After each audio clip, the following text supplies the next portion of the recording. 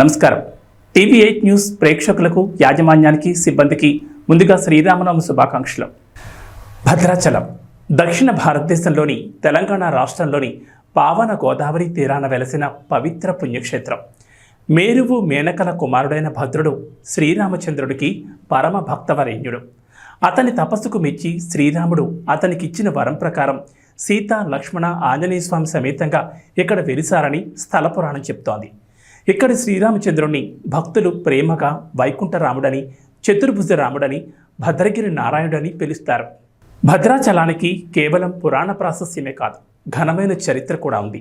భద్రాచలం సమీపంలోని బద్రిరెడ్డిపాలెం గ్రామానికి చెందిన పోకల దమ్మక్క అనే ఆమె భక్తి శ్రద్ధలతో శ్రీరాముని కొలుస్తూ ఉండేది.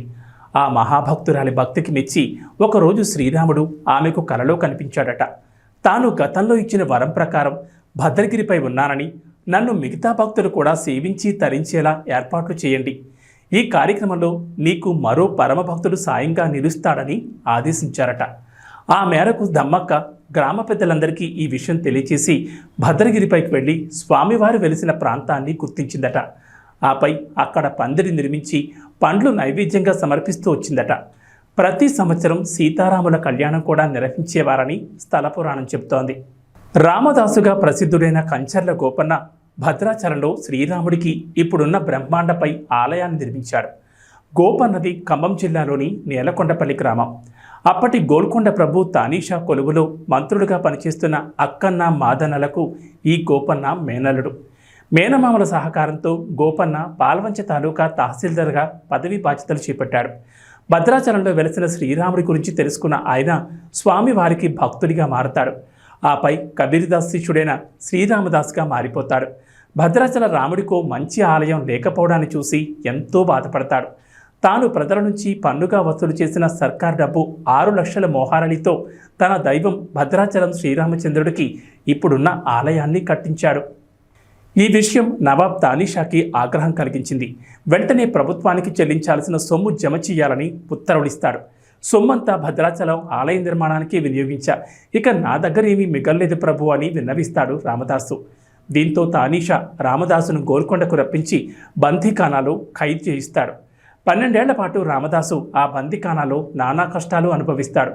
ఆయా సందర్భాల్లో అతను భద్రాచల శ్రీరాముడికి తన దుస్థితిని మొరపెట్టుకుంటూ ఆర్తితో ఆలపించిన వందలాది కీర్తనలు ఆ తర్వాత ప్రపంచ విఖ్యాతమయ్యాయి. చివరికి రామదాసు ప్రార్థనలు ఫలించి శ్రీరాముడు స్వయంగా లక్ష్మణ సమేతంగా వచ్చి తానీషాకు బాకీ సొమ్ము 6 లక్షల మోహారీలు చెల్లించి రసీదు తీసుకుని మరీ రామదాసును బందీఖానా నుంచి విముక్తం చేస్తారట. ఇప్పటికీ అప్పట్లో శ్రీరామదాసు తన ఆరాధ్య దైవమైన శ్రీరాముడితో పాటు సీతా, లక్ష్మణ స్వాములకు చేయించిన పలు ఆభరణాలు, తానీషాకు శ్రీరాముడు స్వయంగా చెల్లించిన బంగారు మొహారీలు, ఉత్సవ సామగ్రి, అప్పటి శాసనాలు, పరికరాలు ఆలయంలో చూడొచ్చు. సుమారు 35 కిలోమీటర్ల దూరంలో ఉండే పర్ణశాలలు, రామాయణ కాలంలో శ్రీరాముడు, సీత, లక్ష్మణుడు ఉన్న పర్ణశాల రామాయణ గాథకు సంబంధించిన కొన్ని ఘట్టాలుగా ఇక్కడ జరిగాయంటూ పురాణ జనశ్రుతి నిదర్శనాలుగా చెప్పుకునే ఆధారాలు చూడొచ్చు. ఈ సందర్భంగా తెలంగాణలో భద్రాచలం రాములవారి ఆలయంలో సీతారామ కళ్యాణాన్ని అంగరంగ వైభవంగా నిర్వహించడం అనాదిగా వస్తున్న ఆచారం. అక్కడికి దేశ విదేశాల నుంచి భక్తజనం భారీగా తరలివచ్చి సీతారాములకు ప్రత్యేక పూజలు నిర్వహిస్తారు. సుదూర ప్రాంతాల నుంచి భద్రాచలం రావడానికి కారణం అక్కడి స్థల పురాణ మహిమని చెప్పొచ్చు. వాల్మీకి రామాయణంలో బీజప్రాయంగా భద్రాచల స్థల పురాణాన్ని వేదవ్యాస మహర్షి బ్రహ్మపురాణంలో వివరించారు.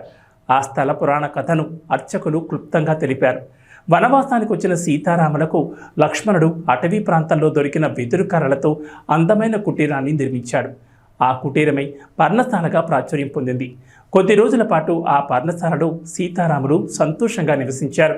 ఈ నెల 17, 18 తేదీల్లో భద్రాచలంలో జరిగే శ్రీ సీతారామచంద్ర స్వామి వారి కళ్యాణ మహోత్సవం, పట్టాభిషేకం వేడుకలు తిలకించడానికి వివిధ రాష్ట్రాల నుంచే కాకుండా సుదూర ప్రాంతాల నుంచి భక్తులు అధిక సంఖ్యలో వచ్చే అవకాశం ఉన్నందున అధికారులు అన్ని ఏర్పాట్లు చేశారు.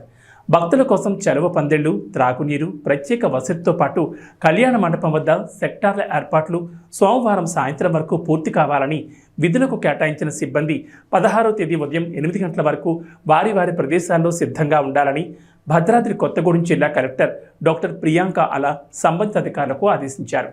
శనివారం భద్రాచలంలోని శ్రీ సీతారాముల కళ్యాణ మహోత్సవానికి సంబంధించి ఆలయం వద్ద జరుగుతున్న ఏర్పాట్లను జిల్లా అధికారులతో కలిసి ఆమె పర్యవేక్షించారు.